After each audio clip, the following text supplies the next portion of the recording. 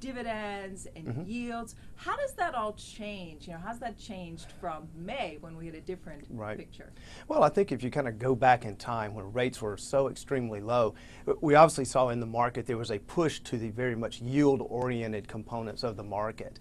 So what is changing now as rates are coming up, and what we're doing in the portfolio is, and what we really have always done, is we want the income component, but we also want a growth component, because that growth component is what I think will serve as an offset as interest rates, should they continue to rise, which we think they probably will, but that growth component will actually provide some cushion, if you will, going forward. So what asset classes are you in now? That's a great question. We actually use 8 different asset classes, and so the things that you would expect, for example, dividend-paying stocks and obviously fixed income.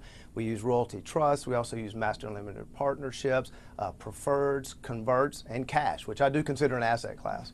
You have more cash now than in the past? We do. I'm actually, right now we're using cash almost as a substitute for fixed income, because one thing I do want to say. Alone, right? Yeah, exactly right. It's an issue of I'd rather have no return than a negative return, and that's basically the trade-off right now between cash and fixed income. So you may say, well, look, why do you want something with no return? And I think one of the things that's important to understand is that within the kind of the mandate of the fund is that we also want to maintain a low volatility profile, and cash helps us to do that right now. One of your biggest equity sector holdings is financials. Now, is that something you might consider adding to in a rising rate environment? Actually, it is, and it's actually an area where we have been adding to there, because we also want to look and say, well, look, what parts of the market or what type of companies actually going to benefit from a rising rate environment? And financials are one.